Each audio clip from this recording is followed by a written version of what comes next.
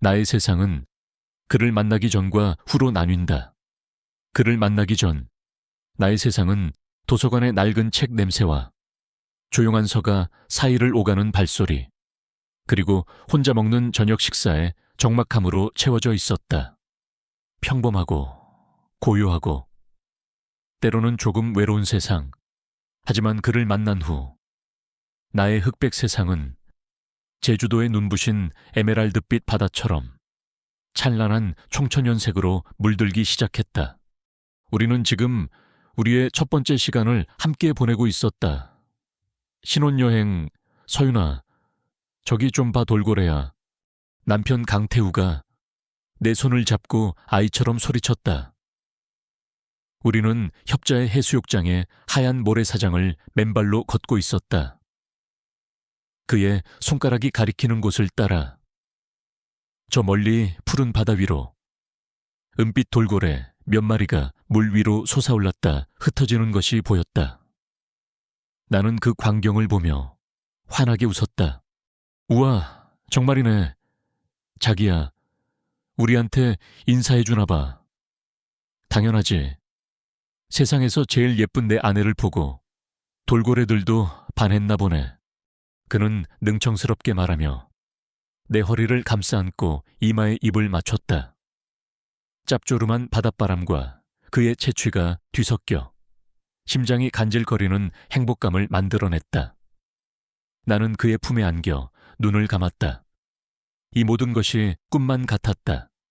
평범한 동네 도서관 사서인 내가 대한민국에서 손꼽히는 재벌 그룹의 아들인 그와 결혼하게 될 줄이야.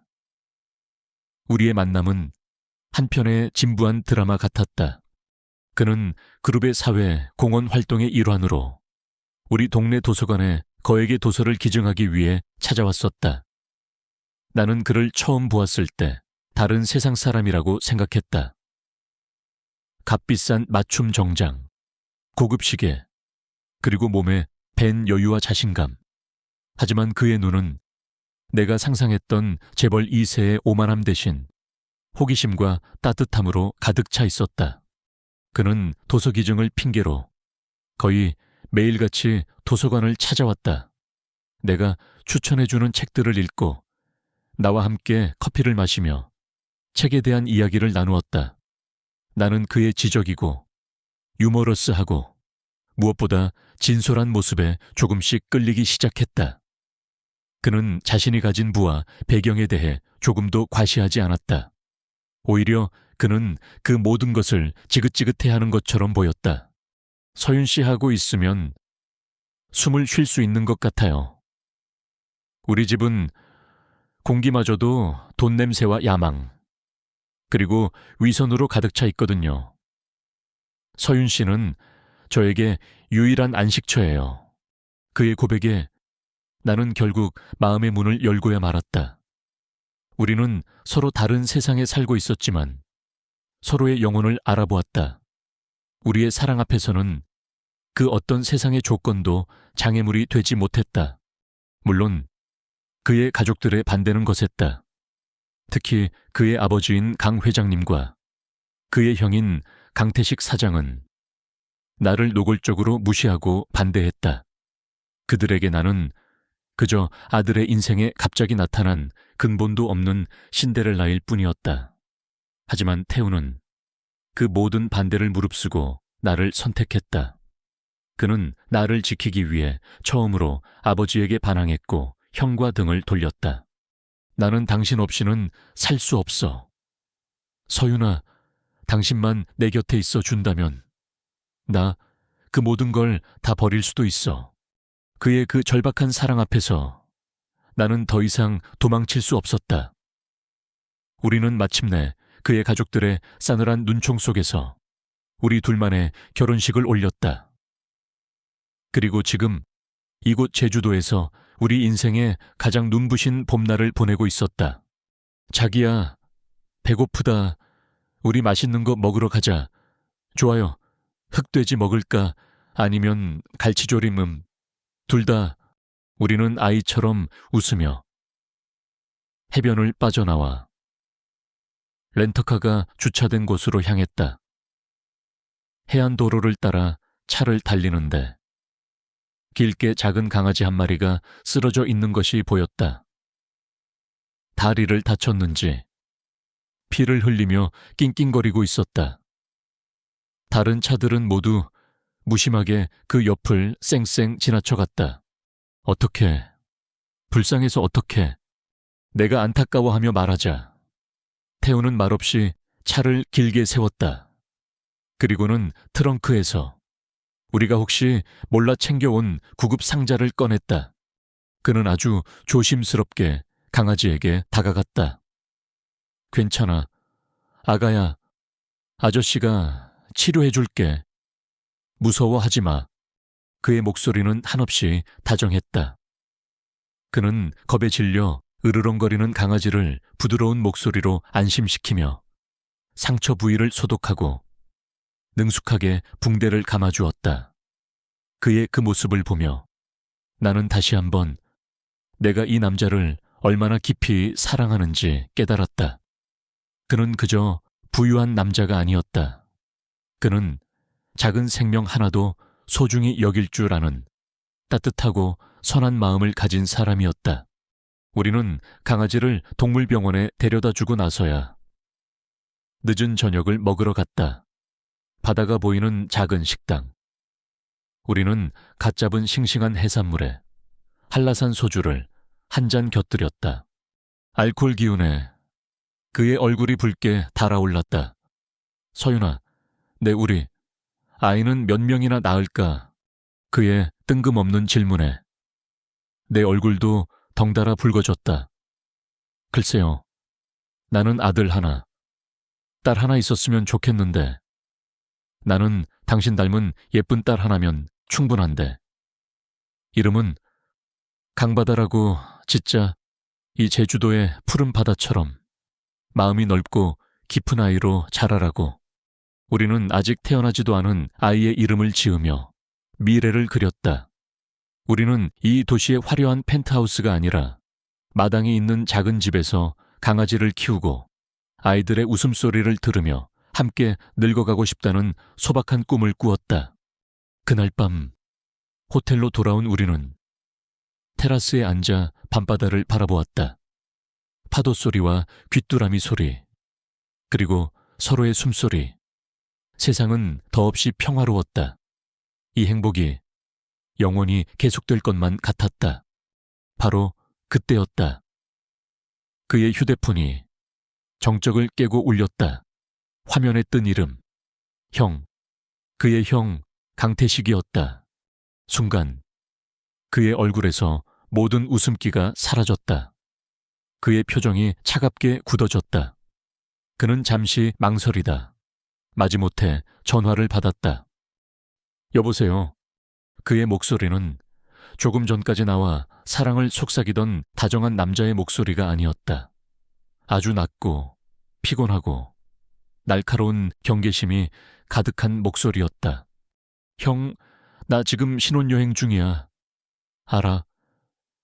아니, 그 얘기는 그만하기로 했잖아. 나는 그 일에 관여하고 싶지 않다고. 몇 번을 말해. 됐어. 더 이상 전화하지 마. 끊을게. 그는 전화를 끊었다. 하지만 우리의 평화로웠던 분위기는 이미 산산조각이 난 후였다. 그의 얼굴에는 깊은 시름과 번뇌가 서려 있었다. 자기야, 무슨 일이야, 형님이 뭐라고 하셔? 내가 걱정스럽게 묻자. 그는 애써 웃어 보였다. 하지만 그 웃음은 그의 눈까지는 미치지 못했다. 아니야, 자기야. 아무것도. 그냥 우리 집의 그 지긋지긋한 사업 문제. 당신은 신경 쓸 거 없어. 그는 나를 끌어안았다. 이런 더러운 일들은 내가 다 알아서 할게. 당신은 그냥 내 옆에서 이렇게 웃어주기만 하면 돼. 알았지? 나는 그의 품에 안겨 고개를 끄덕였다. 하지만 나는 느낄 수 있었다. 그의 몸이 아주 미세하게 떨리고 있다는 것을, 그리고 그의 마음속에 내가 알지 못하는 아주 어둡고 깊은 그림자가 드리워져 있다는 것을. 나는 그 그림자의 정체가 무엇인지 더 이상 묻지 않았다. 나는 그를 믿었다. 그리고 우리의 사랑이 그 어떤 어둠도 이겨낼 수 있을 것이라고 믿었다. 그날 밤 그는 잠을 자면서도 끙끙 앓았다. 그의 미간은 깊게 찌푸려져 있었고 식은땀이 흘러내렸다. 나는 잠든 그의 곁에 누워 그의 얼굴을 가만히 쓰다듬었다. 괜찮아, 태우 씨. 당신 곁에는 내가 있잖아요. 우리가 함께라면 그 어떤 것도 두렵지 않아요. 나는 그의 이마에 입을 맞추고 그를 꼭 끌어안았다. 그때는 몰랐다. 그의 꿈속에 드리워진 그 그림자가 곧 우리의 현실이 되어 우리의 모든 것을 앗아가게 될 줄은, 우리의 에메랄드빛 낙원이 곧 핏빛 지옥으로 변하게 될 것이라는 사실을. 나는 그저 이 완벽한 행복이 아주 조금이라도 더 오래 지속되기만을 간절히 기도할 뿐이었다. 우리의 에메랄드빛 낙원. 제주도에서의 마지막 날이 밝았다. 우리는 비행기 시간에 맞춰 아쉬운 발걸음을 공항으로 옮겼다. 일주일이라는 시간은 한여름밤의 꿈처럼 너무나도 짧고 달콤했다. 서울로 돌아가기 싫다. 공항 라운지에 앉아 태우 씨가 어린아이처럼 투덜거렸다. 그냥 여기 제주도에서 우리 둘이 살면 안 될까? 내가 귤 농사라도 지으면서 당신 먹여 살릴게. 푸흐흐, 재벌 3세께서 귤 농사라니. 안 어울려요. 그리고 아버님께서 알면 기절하시겠네. 나는 웃으며 그의 손을 꼭 잡았다. 그의 얼굴에는 제주도에 처음 도착했을 때의 그 해맑은 자유로움 대신 서울로 돌아가야 한다는 현실의 무게가 조금씩 드리워져 있었다. 그는 다시 갑옷을 입을 준비를 하고 있었다. 야망과 위선으로 가득 찬 그의 세계로 돌아갈 준비, 용들을 마주할 준비. 되셨어요, 나의 왕자님. 내가 장난스럽게 묻자 그가 내 손등에 입을 맞추며 대답했다. 당신만 내 곁에 있다면. 나의 유일한 공주님. 우리는 비행기에 올랐다. 창밖으로. 에메랄드빛 바다와 아름다운 섬의 풍경이 점점 멀어져 갔다. 안녕, 나의 낙원. 안녕, 우리의 가장 완벽했던 시간. 나는 멀어지는 섬을 보며 마음속으로 작별 인사를 했다. 서울에 도착한 우리는 공항 주차장에 세워두었던 그의 차를 타고 시댁으로 향했다. 신혼여행을 마친 후 시부모님께 정식으로 인사를 드리러 가는 길이었다. 그것은 우리 결혼의 마지막 관문과도 같았다. 아버지께서는 여전히 나한테 화가 나 계실 거야. 운전대를 잡은 태우 씨가 나직하게 말했다. 괜찮을 거예요. 우리가 이렇게 행복하게 잘 사는 모습 보여드리면 언젠가는 마음을 열어주시겠죠. 나는 그의 어깨를 토닥이며 위로했다. 하지만 나 역시 긴장되는 것은 어쩔 수 없었다.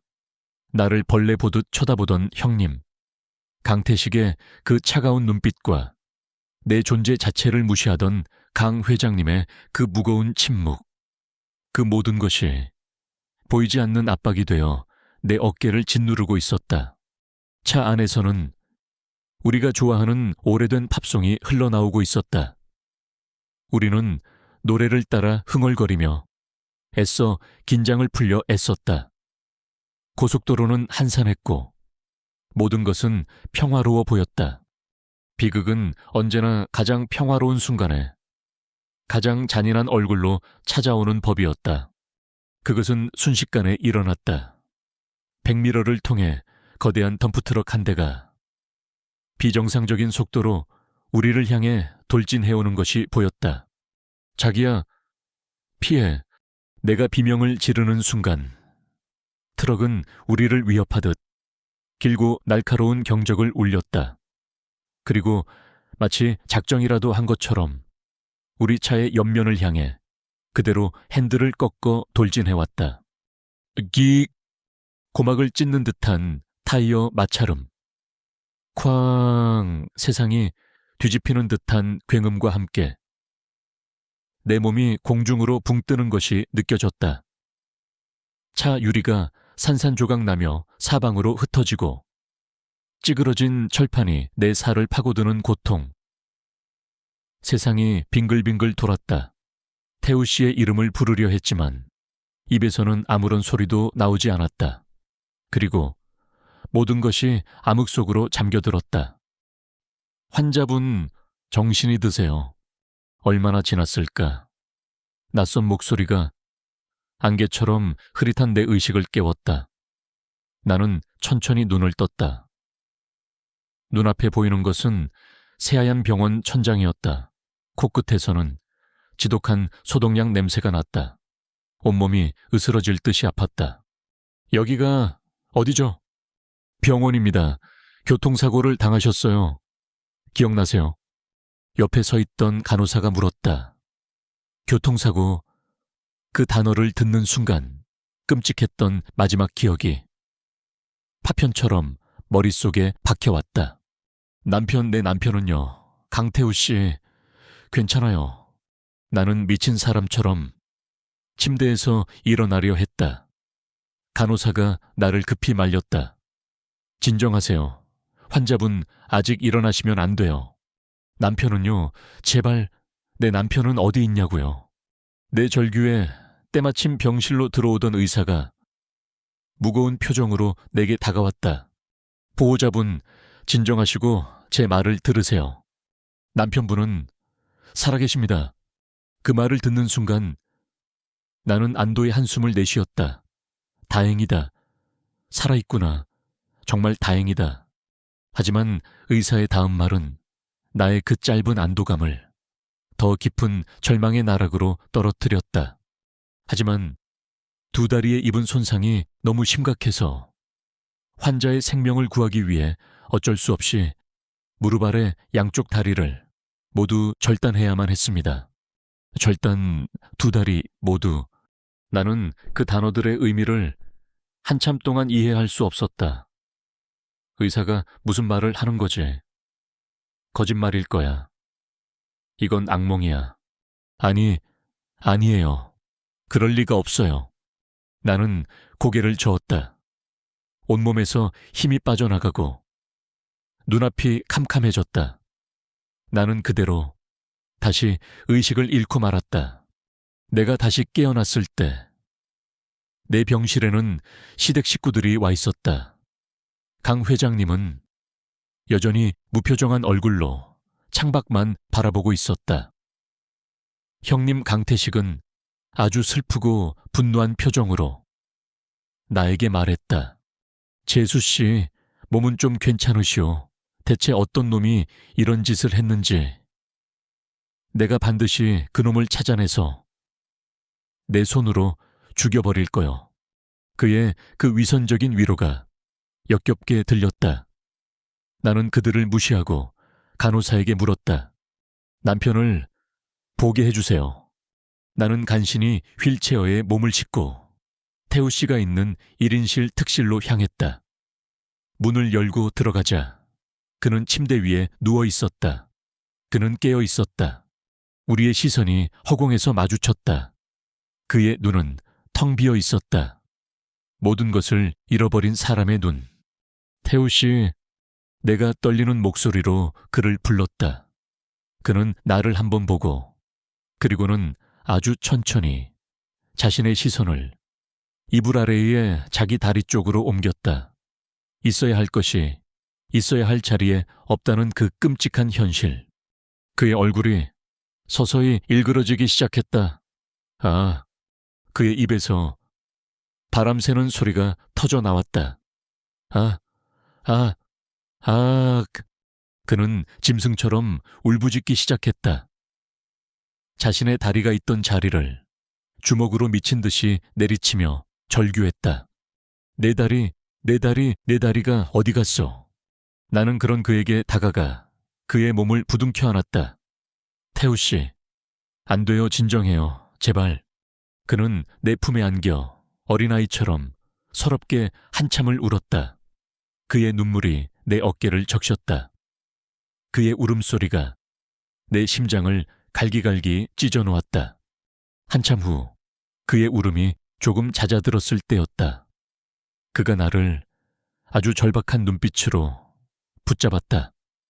그의 소나기 힘이 너무나도 강해서 내 팔에 멍이 들 정도였다. 그는 내 귓가에 흐느끼며 이 모든 비극의 시작을 알리는 그 저주와도 같은 말을 속삭였다. 서윤아, 이 모든 게 그 더러운 일 때문이야. 네, 그 더러운 일 때문에 내 인생이 이렇게 망가진 거라고. 그는 다시 절규하기 시작했다. 나는 그의 말을 이해할 수 없었다. 더러운 일이라니. 그게 대체 무슨 소리란 말인가? 그때 병실 문이 열리며 최 형사라는 사람이 들어왔다. 그는 우리에게 사고 경위에 대해 설명해 주었다. 두 분을 친 트럭은 도난 차량이었습니다. 사고 현장에서 조금 떨어진 곳에서 운전자는 이미 도주한 채로 발견되었습니다. 아마도 난폭 운전을 하던 차량 절도범의 소행으로 보입니다. 안타깝지만 현재로서는 범인을 특정할 만한 단서가 거의 없습니다. 단순 뺑소니 사고로 수사가 종결될 가능성이 높습니다. 단순 뺑소니 사고. 나는 최 형사의 말을 들으며 온몸에 소름이 돋는 것을 느꼈다. 아니, 이것은 단순한 사고가 아니다. 태우 씨의 그 절규, 더러운 일 때문에 자신의 인생이 망가졌다는 그의 그 말, 모든 것이 하나로 합쳐지며 끔찍한 진실의 윤곽을 드러내고 있었다. 이것은 사고를 가장한 명백한 살인 미수였다. 나는 아무 말 없이 내 남편을, 두 다리를 잃고 침대 위에서 절규하는 내 남편을 그저 부둥켜 안고 있을 수밖에 없었다. 나의 달콤했던 신혼여행은 이렇게 끝이 났다. 그리고 나의 진짜 결혼 생활은 피로 얼룩진 이 병실에서 끔찍한 비밀과 함께 이제 막 시작되고 있었다. 나의 세상은 병원의 하얀 벽과 주기적으로 울리는 기계음, 그리고 코를 찌르는 소독약 냄새로 축소되었다. 에메랄드빛 바다와 달콤했던 입맞춤, 그리고 우리의 미래를 속삭이던 모든 꿈들은 마치 다른 생에서 겪었던 일처럼 아득하게만 느껴졌다. 남편 태우 씨는 대부분의 시간을 진통제에 취해 잠을 자거나 혹은 말없이 천장만 바라보며 보냈다. 그의 눈은 한때는 장난기와 사랑으로 가득 차 있었지만 이제는 깊이를 알 수 없는 절망과 공허함만이 담겨 있었다. 그는 더 이상 웃지 않았고 말을 하지도 않았다. 그는 자신의 부서진 몸과 함께 영혼마저도 산산조각이 난 듯했다. 나는 그의 곁을 지켰다. 밥을 먹여주고 몸을 닦아주고 그가 고통에 신음할 때면 밤새도록 그의 손을 잡아주었다. 나는 그의 아내였다. 그의 고통은 곧 나의 고통이었고 그의 절망은 나의 절망이었다. 하지만 내 마음 한구석에서는 그의 그 처절했던 절규가 꺼지지 않는 불씨처럼 계속해서 타오르고 있었다. 이 모든 게 그 더러운 일 때문이야. 그 더러운 일이란 대체 무엇일까? 그가 형과의 통화에서 그토록 피하고 싶어 했던 그 일과 관련이 있는 것일까? 사고가 나고 사흘째 되던 날 오후, 시아버지이신 강 회장님과 형님인 강태식 사장이 병실로 찾아왔다. 그들은 상황을 논의하기 위해 왔다고 했다. 그들의 등장은 이 작은 병실의 공기를 순식간에 무겁고 차갑게 만들었다. 몸은 좀 어떠냐? 강 회장님은 침대에 누워있는 아들에게 마치 부하 직원에게 묻듯 딱딱하게 물었다.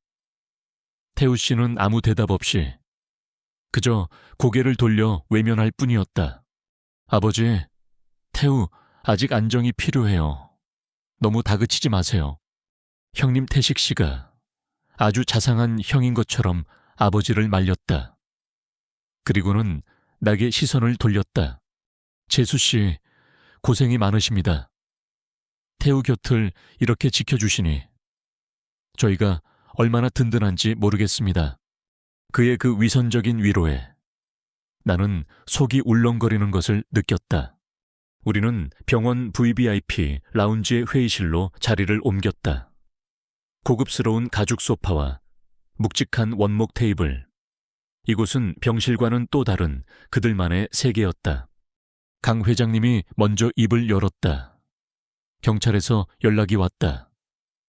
뺑소니 차량은 대포차였고 범인을 특정할 만한 단서는 아무것도 없다고 하더구나. 결국 미제 사건으로 종결될 가능성이 높다고 한다. 그의 목소리에는 아들의 비극에 대한 슬픔보다는 어쩔 수 없는 일을 받아들이라는 듯한 차가운 체념이 담겨 있었다. 태식 씨가 그 말을 받았다. 정말 분통이 터질 노릇입니다. 아버지, 어떻게 대한민국 한복판에서 이런 일이... 제가 우리 그룹의 모든 역량을 동원해서라도 반드시 그 뺑소니범을 찾아내겠습니다.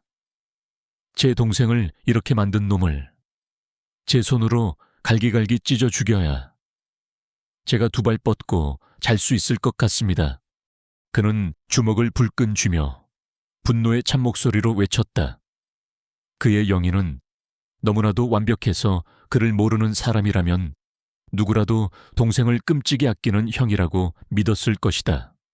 그들은 이 모든 것을 불운한 사고로 규정하고 있었다. 그리고 그 사고에 대한 분노를 표출함으로써 진실을 덮으려 하고 있었다. 나는 더 이상 침묵할 수 없었다. 나는 내 남편을 위해 말을 해야만 했다. 나는 떨리는 손을 무릎 위에서 꽉 움켜쥐었다. 그리고 아주 어렵게 입을 열었다. 아버님, 형님, 나의 목소리에 두 사람의 시선이 내게로 향했다.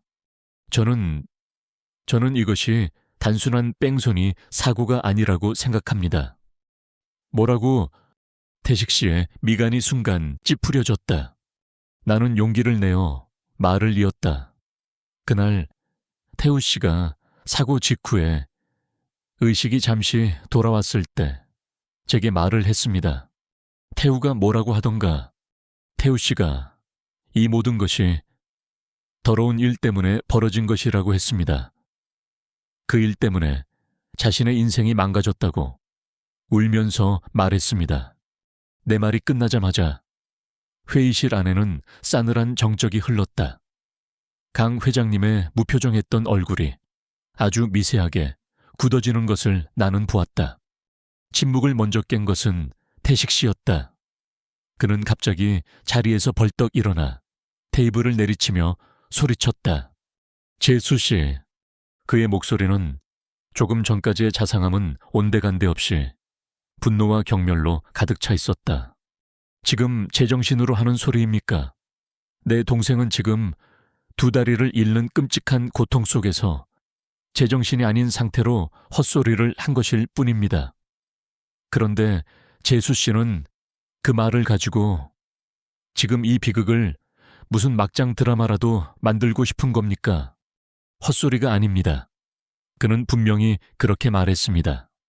그럼 뭐란 말입니까? 그럼 우리 가족 중에 누가 내 동생을 일부러 해치기라도 했다는 말이 보니까 재수 씨, 이제 막 우리 집안 사람이 되신 분이 어떻게 이렇게 함부로 우리 가족을 모욕하는 발언을 할 수가 있습니까? 지금 제정신이 아니신 건 태우가 아니라 재수 씨인 것 같습니다. 그는 나를 남편의 비극을 이용해 집안에 분란을 일으키려는 정신 나간 여자로 몰아붙였다. 나는 그의 그 뻔뻔한 태도에 할 말을 잃었다. 내가 무어라 반박하려던 순간 강 회장님이 나직하고 무거운 목소리로 말했다. 태식아, 그만하거라. 그의 그 한마디에 태식 씨는 입을 다물었다. 하지만 그의 눈은 여전히 나를 잡아먹을 듯이 노려보고 있었다. 강 회장님은 천천히 나를 향해 고개를 돌렸다. 그의 눈에는 그 어떤 감정도 담겨 있지 않았다. 마치 감정이 없는 기계가 나를 보는 듯했다. 세아가 그가 나를 불렀다. 자네의 그 슬픔과 혼란은 이해하네. 하지만 선을 넘지는 말게.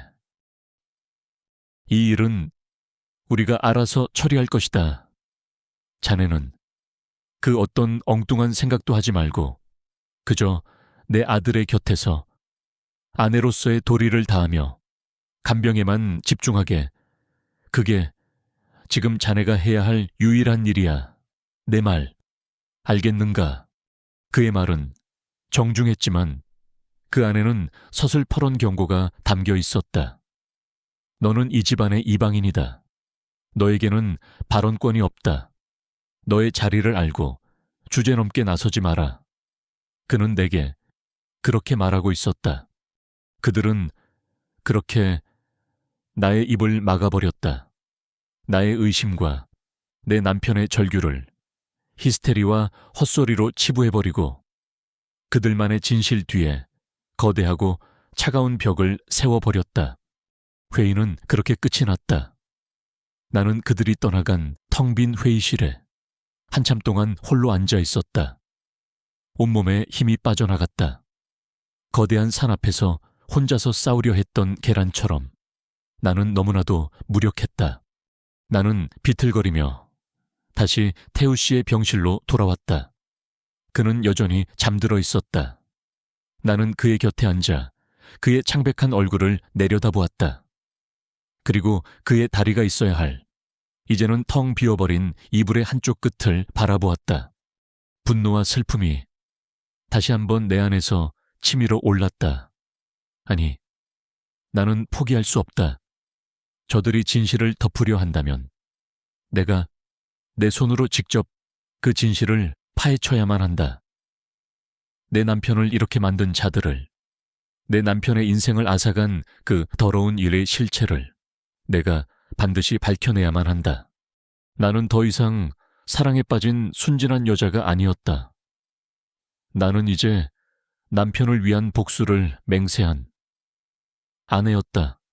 나는 주머니에서 사고 당일 경찰서에서 받아온 명함 한 장을 꺼냈다. 그곳에는 강력계 최진철 형사라는 이름이 적혀 있었다. 나는 그날 나를 연민의 눈으로 바라보던 그의 눈빛을 기억했다. 나는 망설이지 않았다. 나는 휴대폰을 들어 그의 번호를 눌렀다. 여보세요, 최진철 형사입니다. 형사님, 저 강태우 씨 아내 한서윤입니다. 아, 사모님, 무슨 일이십니까? 나는 창밖을 바라보았다. 창밖으로는 차가운 도시의 빌딩들이 거대한 감옥처럼 나를 둘러싸고 있었다. 나는 그 감옥을 향해 나의 선전포고를 날렸다. 형사님, 다시 만나 뵙고 싶습니다. 제 남편의 사고, 저는 그것이 단순한 사고가 아니었다고 생각합니다. 시댁 식구들이 세워놓은 거대하고 차가운 벽 앞에서 나는 무력감을 느꼈다. 하지만 동시에 내 안에서는 새로운 무언가가 싹트고 있었다. 그것은 슬픔을 넘어선 분노였고 두려움을 이겨낸 결의였다. 그들이 진실을 덮으려 한다면 나는 어둠 속으로 직접 걸어 들어가 내 손으로 진실의 조각들을 찾아내리라. 나는 내가 쥔 유일한 지푸라기 최진철 형사에게 연락했다. 우리는 병원 근처에 한적한 카페에서 만나기로 했다. 사모님, 그날 이후로 잠은 좀 주무셨습니까? 최 형사는 피곤한 얼굴로 내게 물었다. 그의 눈에는 사건 담당 형사의 직업적인 눈빛과 함께 한 인간으로서의 연민이 담겨 있었다. 나는 그 눈빛에서 아주 작은 희망을 보았다. 아니요, 잠을 잘 수가 없습니다. 나는 그에게 태우 씨가 울부짖으며 말했던 더러운 일에 대한 이야기를 모두 털어놓았다. 그리고 시댁 식구들이 나의 의심을 어떻게 묵살하고 나를 정신 나간 여자로 몰아갔는지에 대해서도 최 형사는 내 이야기를 아주 진지한 표정으로 단 한 번도 말을 끊지 않고 들어주었다. 내가 말을 마치자 그는 한참 동안 침묵했다. 그리고는 아주 신중한 목소리로 입을 열었다. 솔직히 말씀드리겠습니다. 사모님, 저 역시 이 사건을 단순 뺑소니로 보기에는 조금 이상한 구석이 있다고 생각했습니다. 그의 말에 내 심장이 뛰기 시작했다. 트럭이 발견된 장소는 인적이 드문 폐공장이었습니다. 그리고 차 안에서는 범인의 지문이나 머리카락 하나 발견되지 않았습니다. 너무 깨끗했어요. 보통 차량 절도범이나 난폭 운전자들은 그렇게까지 치밀하게 자신의 흔적을 지우지 않습니다. 마치 전문적인 청부업자의 소행처럼 느껴질 정도였습니다.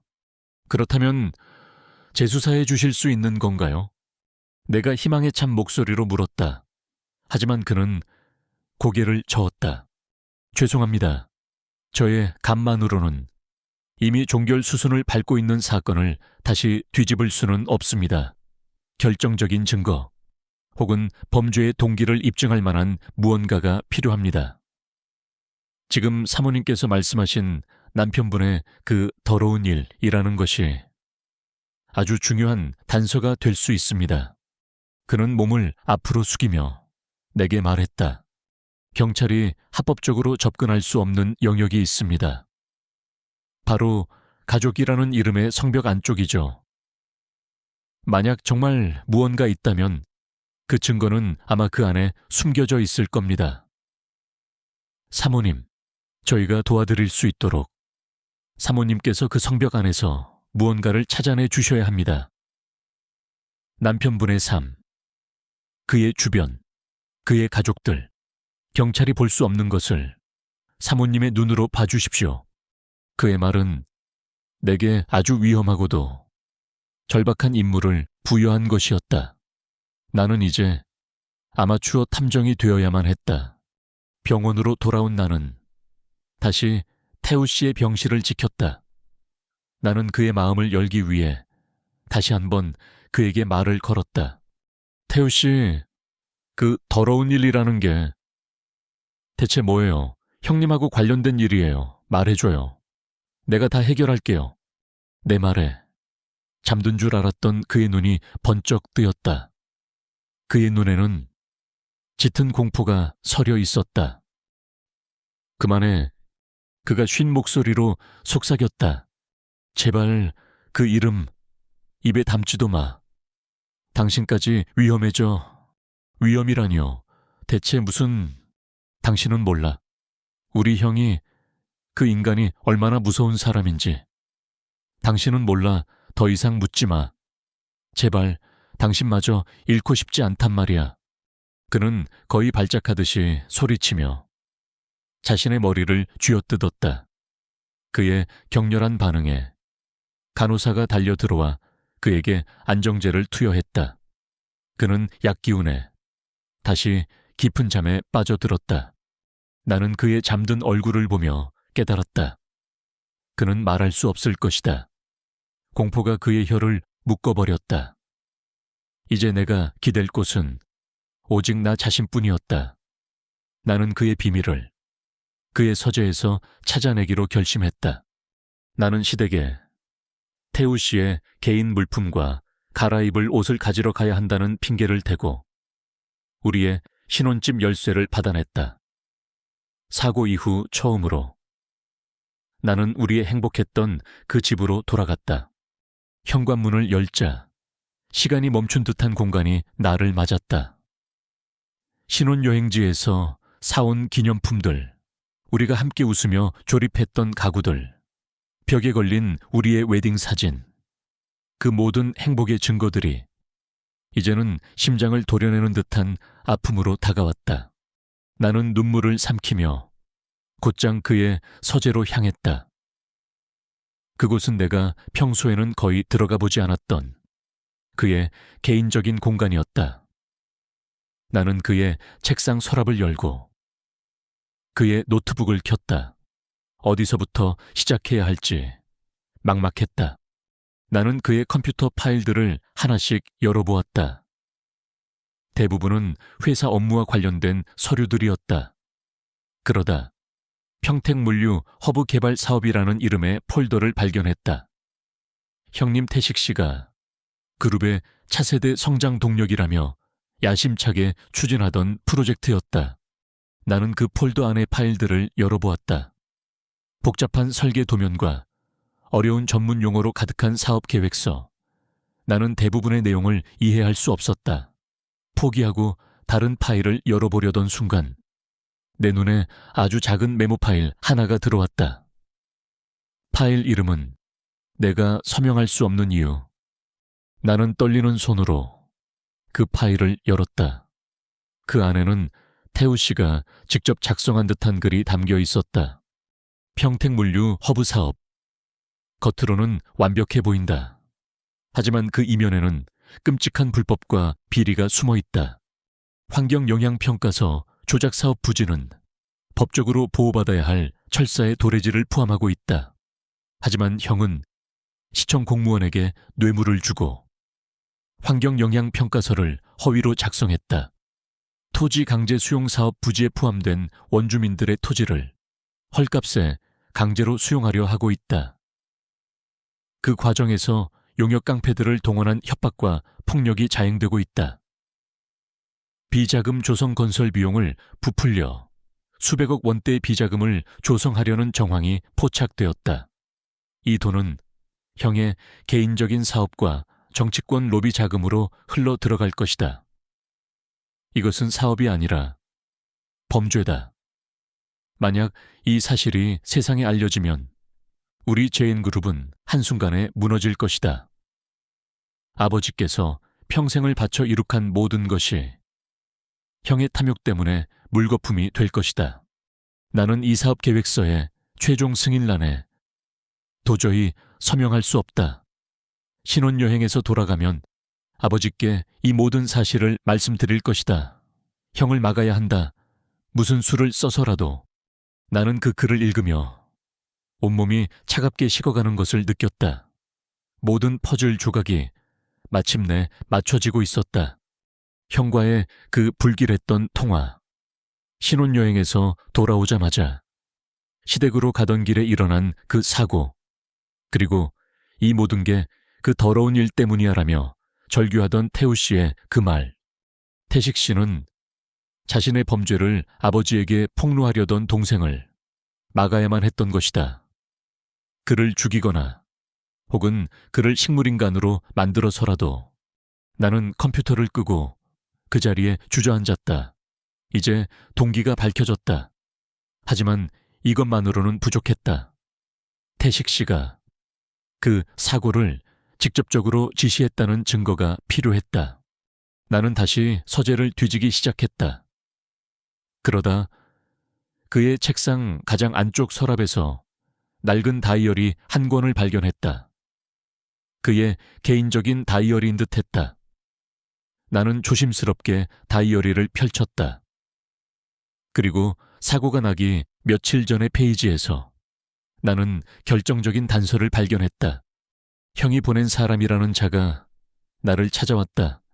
그는 내게 평택 사업에서 손을 떼라고 협박했다.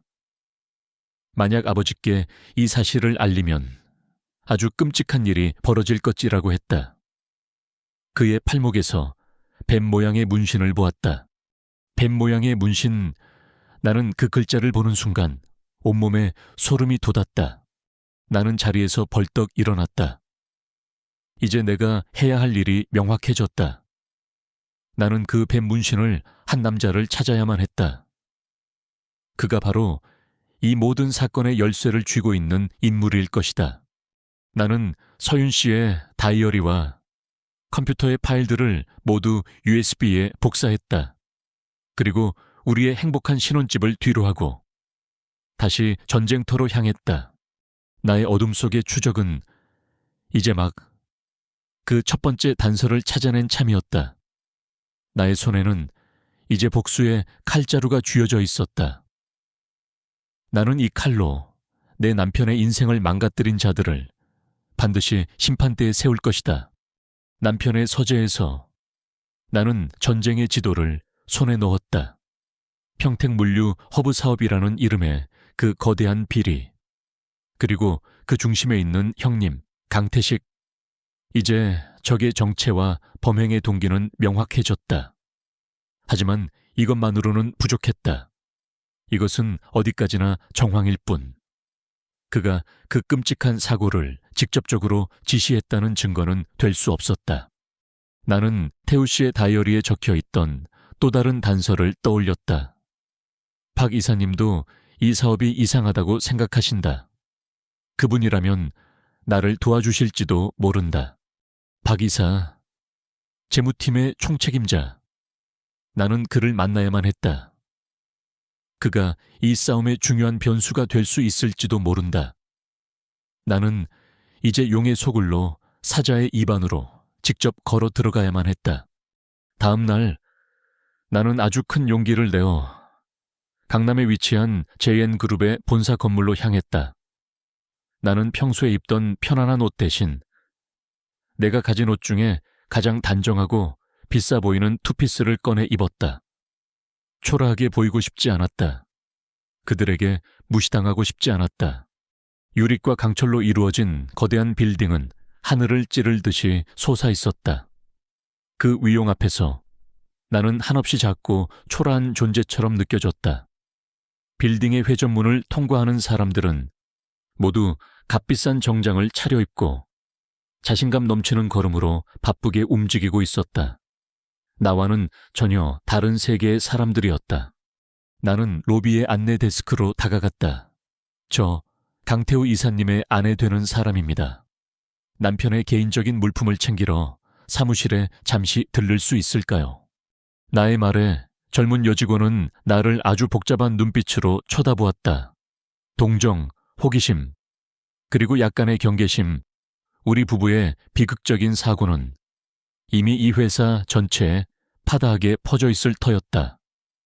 그녀는 잠시 상부의 연락을 취하더니 이내 내게 방문증을 내밀었다. 나는 방문증을 목에 걸고 엘리베이터에 올랐다. 태우 씨의 사무실이 있다는 35층 버튼을 눌렀다. 엘리베이터가 상승하는 동안 나는 심장이 터질 것처럼 뛰는 것을 느꼈다. 이제 정말 적의 심장부로 들어가는 것이다. 띵! 35층에 도착하자 광활하고 고급스러운 사무공간이 펼쳐졌다. 하지만 태우 씨의 사무실은 내가 생각했던 것과는 다른 모습이었다. 강태우 이사라는 명패가 붙어 있어야 할 사무실은 굳게 닫혀 있었고 안은 텅 비어 있었다. 어떻게 오셨습니까? 근처를 지나가던 한 직원이 낯선 나의 모습을 보고 물었다. 저 강태우 이사님 사무실에. 아, 이사님 사무실 물건들은 이미 부회장님 지시로 모두 정리해서 자택으로 보내드렸습니다. 그의 말에 나는 눈앞이 캄캄해졌다. 역시 강태식, 그가 이미 한 발 앞서 움직인 것이다. 태우 씨의 사무실에 남아있었을지도 모를 또 다른 증거들을 그가 이미 모두 인멸해버린 것이 틀림없었다. 나의 첫 번째 계획은 이렇게 허무하게 실패로 돌아갔다. 나는 망견자실하게 복도를 서성였다. 이제 어떻게 해야 하지? 이대로 돌아가야 하나? 아니, 그럴 수는 없다. 이대로 포기할 수는 없어. 나는 마음을 다잡고 재무팀이 있다는 30층으로 가기 위해 다시 엘리베이터를 타려 했다. 박 이사님이라도 만나봐야 했다. 바로 그때였다. 재수 씨, 등 뒤에서 등골을 서늘하게 만드는 익숙한 목소리가 들려왔다. 강태식이었다. 그는 어느새 내 뒤에 와서 아주 온화하고 자상한 미소를 지으며 서 있었다. 이런 곳에 다 오시고 무슨 일이십니까? 혹시 찾으시는 거라도 있으신지요? 아닙니다. 형님, 그저 태우 씨 물건이 좀 남았나 해서 와봤습니다. 아, 그러셨군요. 하지만 보시다시피 저희가 재수 씨 번거로우실까봐 미리 다 정리해서 댁으로 보내드렸습니다. 재수 씨는 이런데 신경 쓰지 마시고 병원에서 제 동생 곁이나 잘 지켜주셔야죠. 그의 말은 위로였지만 그 속뜻은 네가 있을 곳은 병원이지 여기가 아니다라는 명백한 경고였다. 나는 그의 의도를 모르는 척 다음 계획을 실행에 옮겼다. 네, 형님, 말씀 감사합니다. 저 그럼 이만 가보겠습니다. 아, 그 전에 재무팀에 잠시 들러서 박 이사님 좀 뵙고요. 태우 씨가 전해달라는 메시지가 있어서요. 내가 박 이사의 이름을 입에 올리는 순간 그의 눈빛이 아주 미세하게 하지만 날카롭게 변하는 것을 나는 놓치지 않았다. 그의 입가에서는 미소가 사라져 있었다.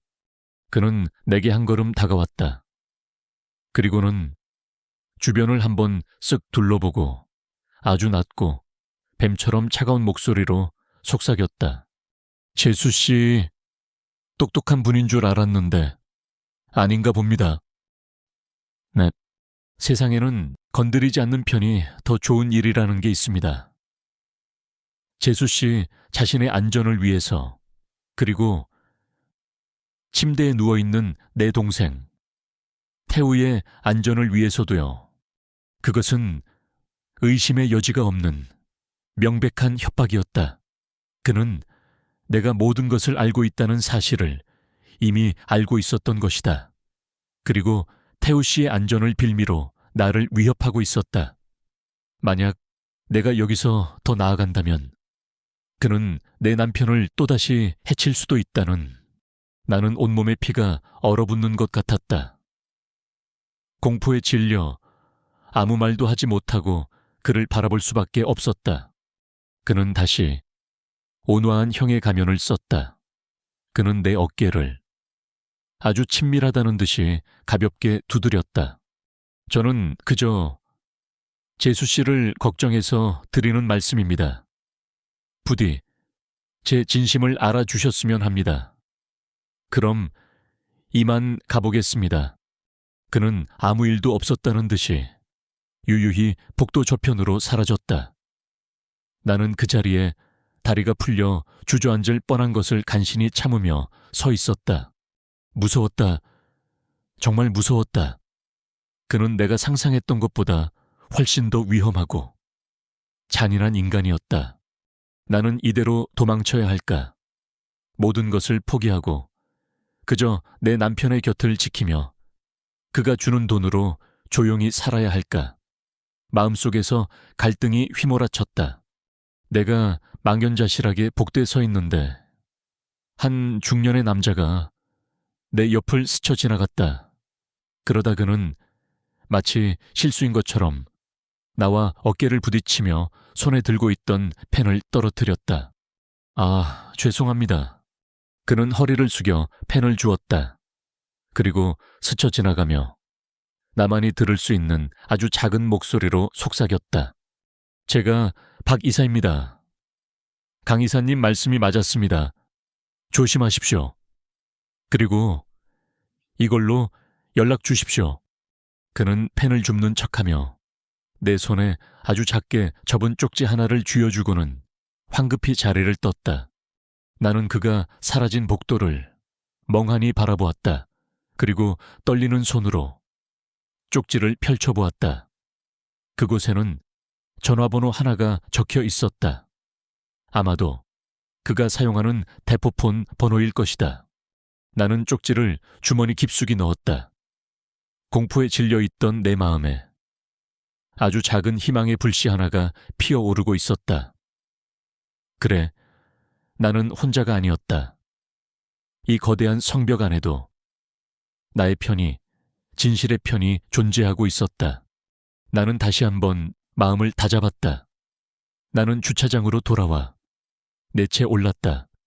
백미러를 통해 나를 압도하던 거대한 JN그룹의 빌딩이 보였다. 그곳은 용의 소굴이었고 그 안에는 용이 살고 있었다.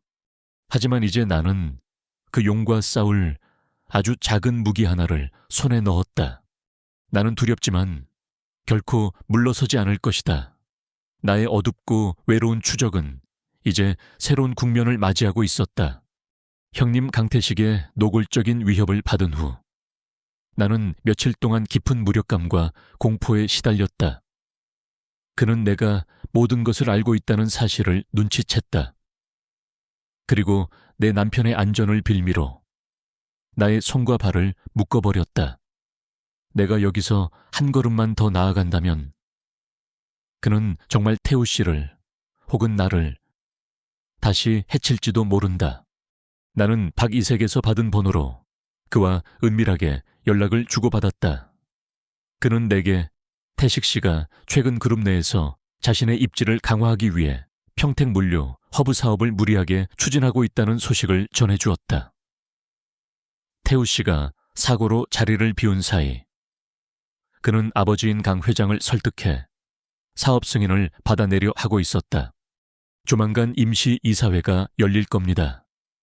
그 자리에서 사업 계획안을 통과시키려는 속셈이겠지요. 만약 그 계획안이 통과되면 모든 것이 끝입니다.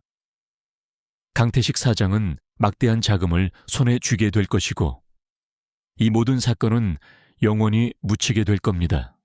박 이사의 말은 내게 남은 시간이 얼마 없다는 것을 의미했다.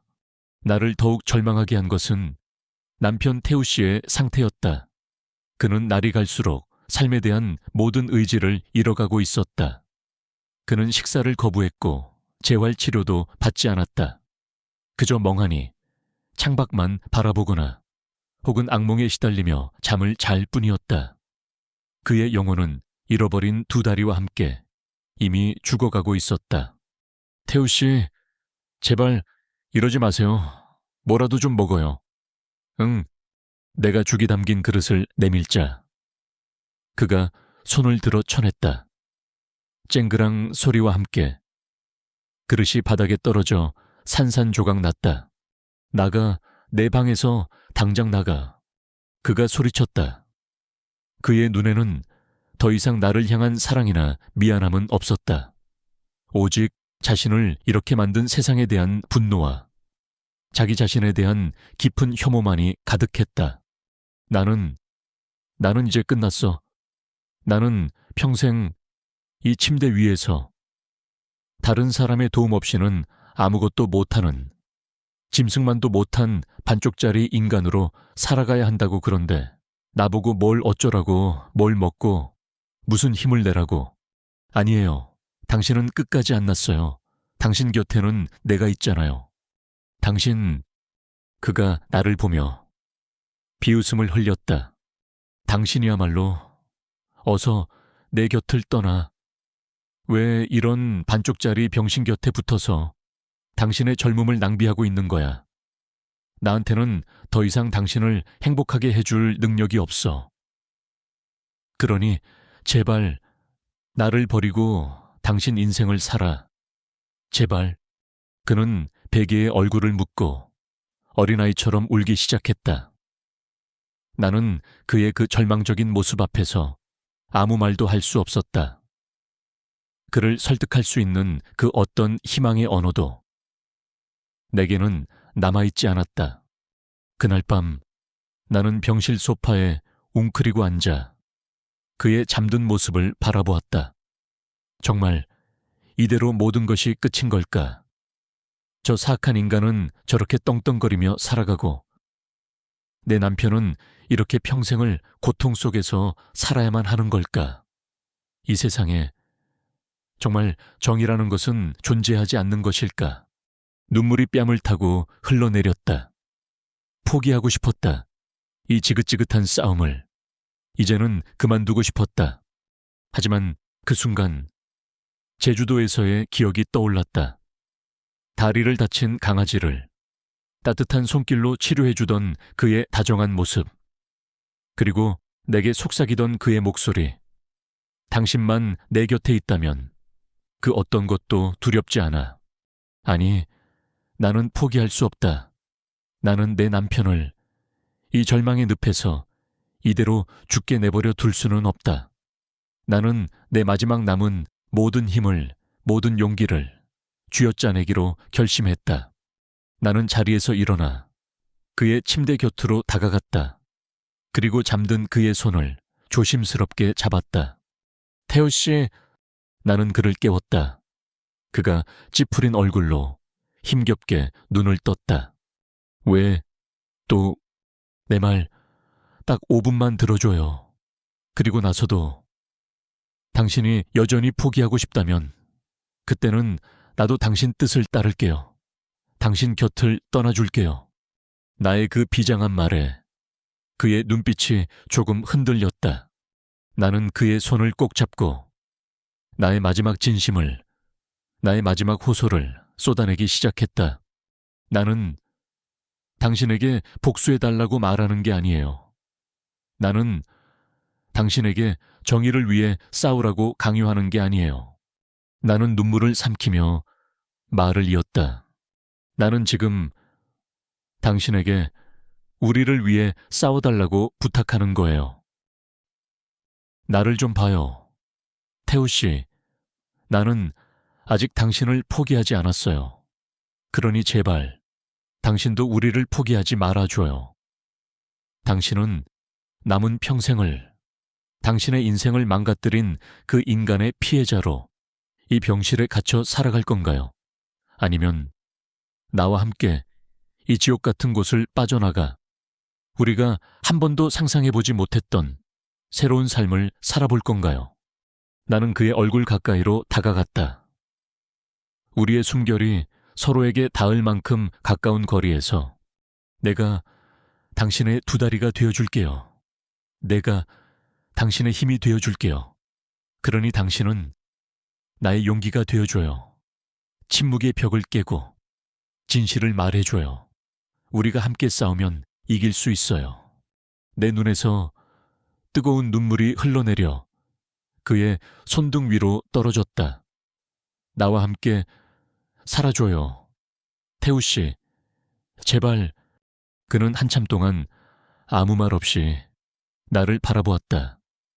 그의 텅 비었던 눈동자 속에서 아주 오랜 시간 꺼져 있던 불씨가 아주 희미하게 다시 타오르기 시작하는 것을 나는 보았다. 그는 나를 통해 우리가 함께 만들어갈 미래를 보고 있었다. 절망뿐인 과거가 아니라 고통스럽지만 사랑으로 가득할 미래를. 그는 마침내 아주 어렵게 입을 열었다. 그의 목소리는 모기 소리처럼 작았지만 그 어떤 말보다도 단단했다. 알았어, 네 말할게. 내가 아는 모든 것을 다 말할게. 그 말을 듣는 순간 나는 그 자리에 주저앉아 안도의 눈물을 터뜨리고야 말았다. 나는 곧바로 최진철 형사와 박 이사에게 연락했다. 남편이 모든 것을 말할 준비가 되었습니다. 1시간 후 그들은 병실로 찾아왔다. 최 형사는 녹음기를 꺼냈고 박 이사는 변호사로서 이 모든 진술의 증인이 되어주기로 했다. 태우 씨는 나의 손을 꼭 잡은 채 아주 천천히 하지만 분명한 목소리로 자신의 마지막 고백을 시작했다. 그는 평택물류 허브 사업에 숨겨진 모든 비리와 형 강태식의 협박에 대해 상세하게 진술했다. 형은 제게 최종 승인 서류에 서명하라고 강요했습니다. 제가 신혼여행에서 돌아오면 아버지께 모든 것을 폭로하겠다고 하자 형은 제게 말했습니다. 만약 네가 내 앞길을 막는다면 너는 아주 비참한 방식으로 후회하게 될 것이라고. 그리고 그는 마침내 우리가 찾던 결정적인 증거를 입 밖으로 꺼냈다. 형은 그룹의 해결사로 불리는 남자를 데리고 다닙니다. 별명은 미친가해라고 불리는 자입니다.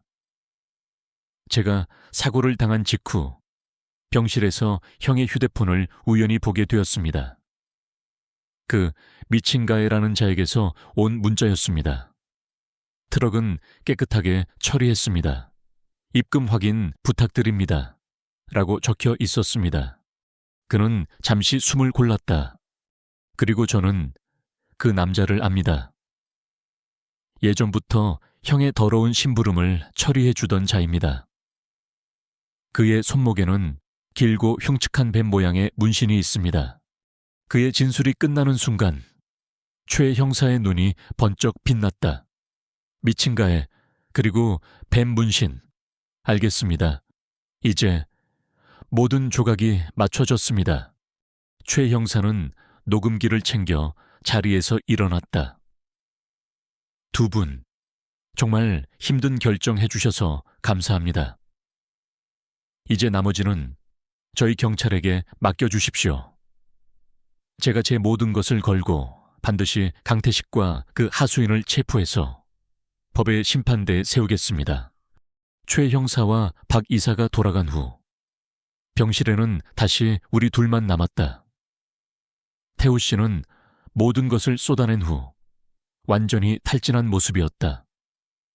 하지만 그의 얼굴에는 지난 몇 달간 나를 짓눌렀던 그 깊은 절망과 공포 대신 아주 오랜만에 희미한 평온함이 깃들어 있었다. 그는 나를 보며 힘없이 미소 지었다. 미안해. 너무 오래 걸렸지. 아니에요. 괜찮아요. 고맙다. 서윤아. 나의 용기가 되어 주어서. 나는 그의 이마에 조용히 입을 맞추었다. 길고 길었던 어둠의 터널. 그 끝에서 우리는 마침내 아주 작은 빗줄기 하나를 발견한 참이었다. 우리의 진짜 싸움은 끝났고 이제는 새로운 삶을 향한 길고 긴 여정을 시작할 시간이었다.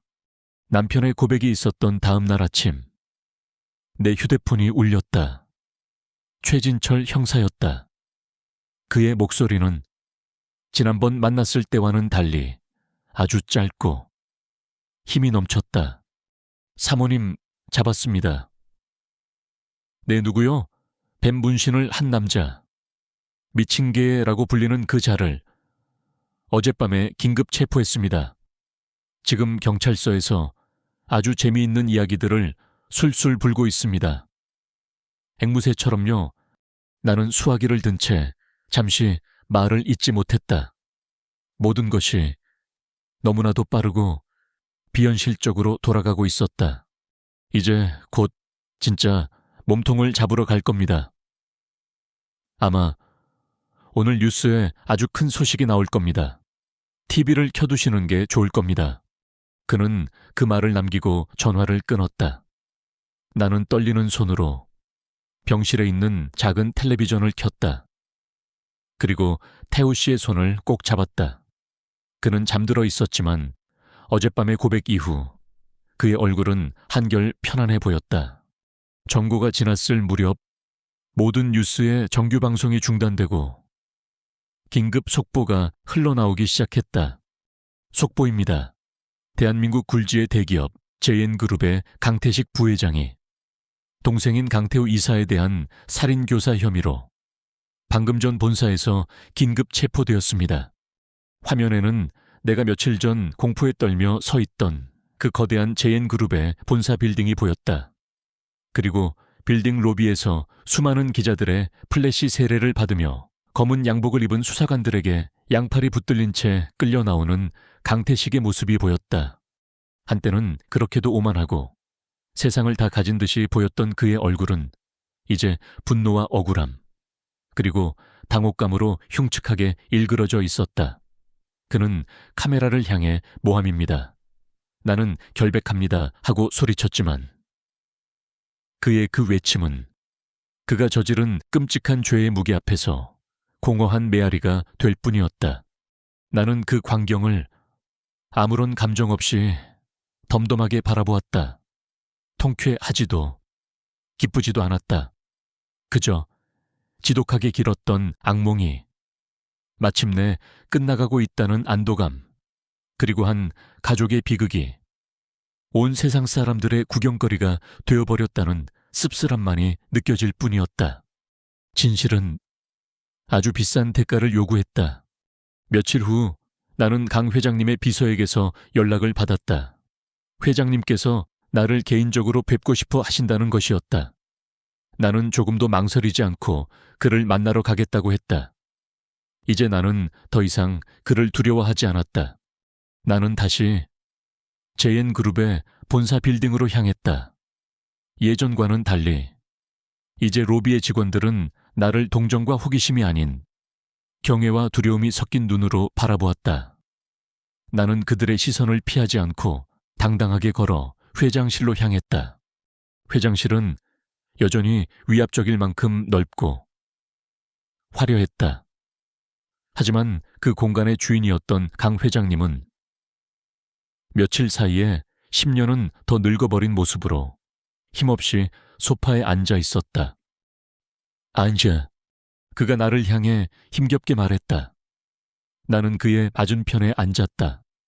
그는 한참 동안 아무 말 없이 창밖만 바라보았다.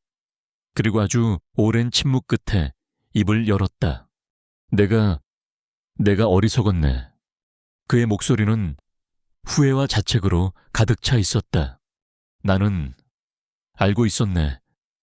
내 큰아들 태식이가 얼마나 야망이 크고 얼마나 무자비한 아이인지. 나는 그 아이의 눈에서 종종 괴물의 모습을 보았지. 하지만 나는 애써 그것을 외면했네. 내 아들이 그럴 리 없다고. 내 자식만큼은 완벽해야 한다고. 그렇게 믿고 싶었던 게야. 그는 헛웃음을 쳤다. 나는 이 거대한 제국을 건설했지만 정작 내 가정 하나 제대로 지키지 못한 실패한 애비일 뿐이야. 내 욕심이 내 아들 둘을 모두 괴물과 병신으로 만들었어. 그의 눈에서 눈물이 흘러내렸다. 내가 그에게서 처음으로 보는 눈물이었다. 철옹성 같았던 그가 무너져 내리고 있었다. 그는 나를 향해 고개를 돌렸다. 세아가, 아니, 서윤아, 그가 처음으로 내 이름을 불렀다. 미안하다. 내가 너에게 큰 죄를 지었다. 나는 너를 우리 집안에 굴러들어온 근본 없는 아이로 취급했지. 네가 진실을 말하려 했을 때 나는 너를 모욕하고 너의 입을 막아버렸어. 이 집안의 그 누구보다, 심지어 애비인 나보다도 네가 내 아들 태우를 더 사랑하고 더 용감했다는 것을 나는 이제야 깨달았다. 이 늙은이의 어리석음을 부디 용서해주게. 그는 내게 고개를 숙였다. 대한민국 제2의 황제가 나 같은 평범한 여자에게 고개를 숙이고 있었다. 나는 아무 말도 하지 않았다. 나는 그를 용서할 수도 용서하지 않을 수도 없었다. 그는 나에게 용서를 구할 것이 아니라 침대 위에 누워있는 자신의 아들에게 용서를 구해야만 했다. 태우에게 필요한 모든 것을 그룹 차원에서 지원하겠네.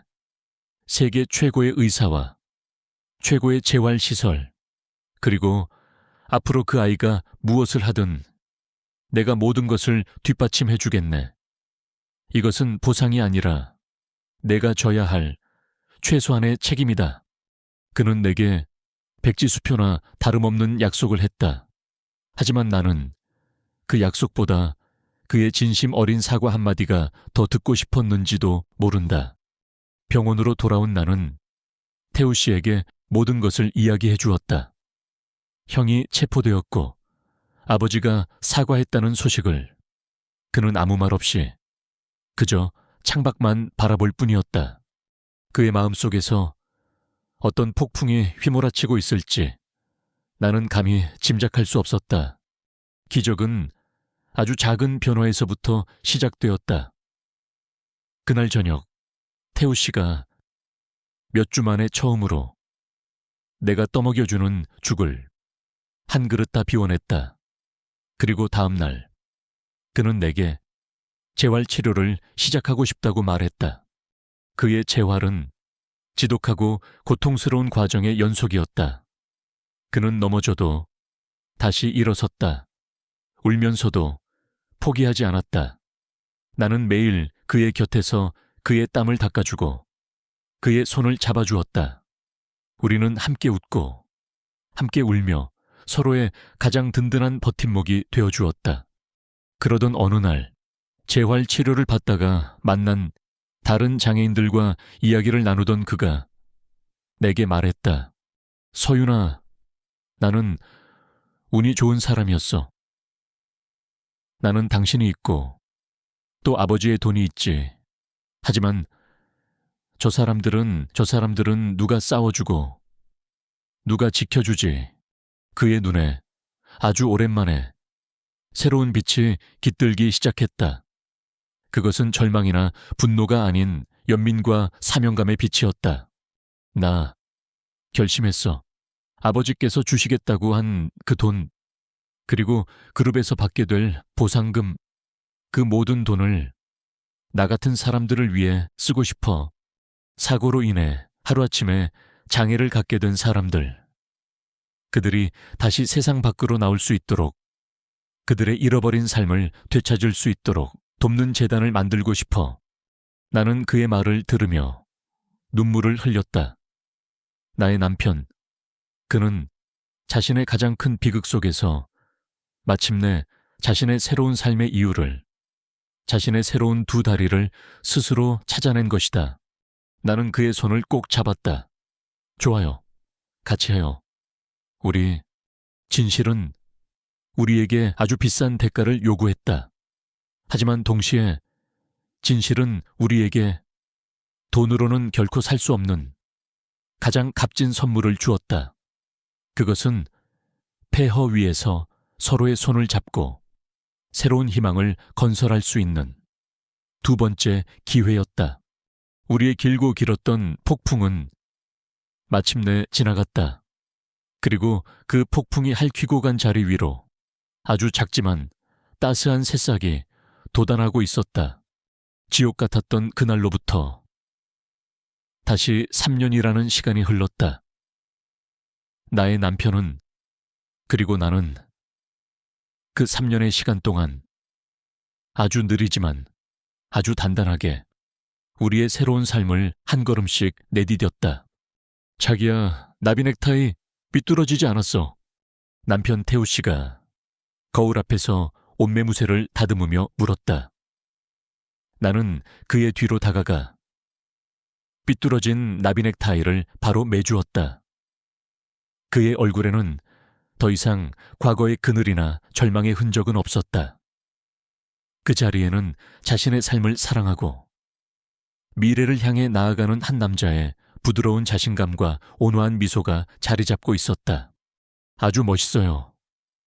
강태우 이사장님, 내가 웃으며 말하자 그가 내 허리를 감싸 안았다. 거울 속에는 말끔한 정장을 차려입은 그와 그의 곁에 선 내가 한 폭의 그림처럼 서 있었다. 나는 그의 바짓단 아래로 보이는 최첨단 기술로 만들어진 그의 의족을 가만히 내려다보았다. 저것은 그가 잃어버린 두 다리이자 동시에 우리가 함께 되찾은 새로운 희망이었다. 그는 더 이상 휠체어에 앉아있지 않았다. 그는 수백 번의 넘어짐과 수천 번의 고통스러운 재활치료 끝에 마침내 자신의 새로운 두 다리로 세상 위에 다시 우뚝 서는데 성공했다.